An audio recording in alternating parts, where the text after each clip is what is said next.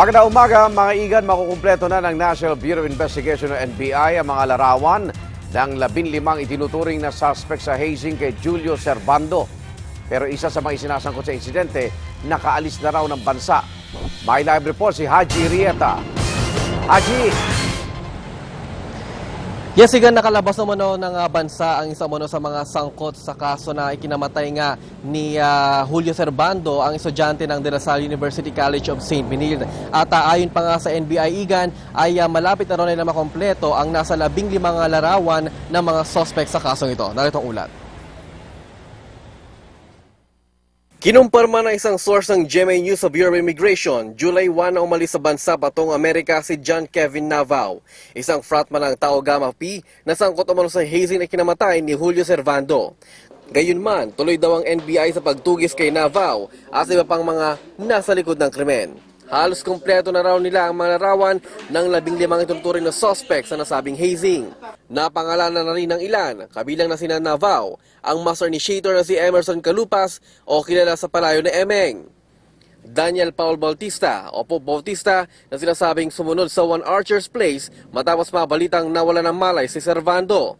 Kasama din sina T-Rex Publico na nagpakilalang T-Rex Garcia base sa logbook ng kondo at Kurt Almazan. Nakakuha din ng NBI ng litrato ni Carlo Resca na nasa front house din.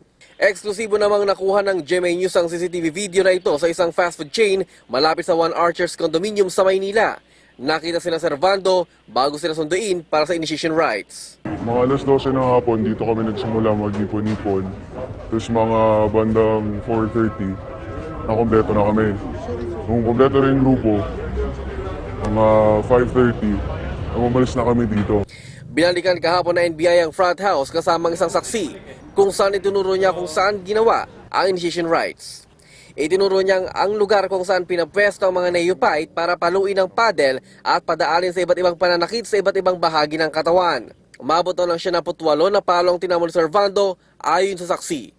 Ibinunyag din ito na kasama sa initiation rites ang caretaker ng front house na nauna nang naging informante ng mga otoridad. Ang iba pang investigador ng NBI, pinuntahan naman ng One Archer's Place kasama ang ama ni Julio.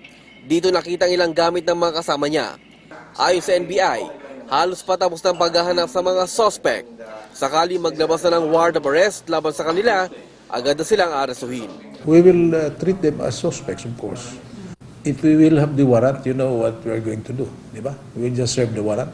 And those people who are harboring them, there are also specific provisions of the law that can be applied as against them.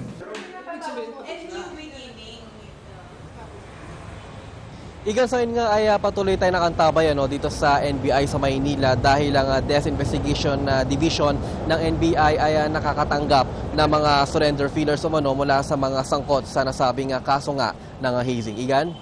Maraming salamat, Haji Rieta.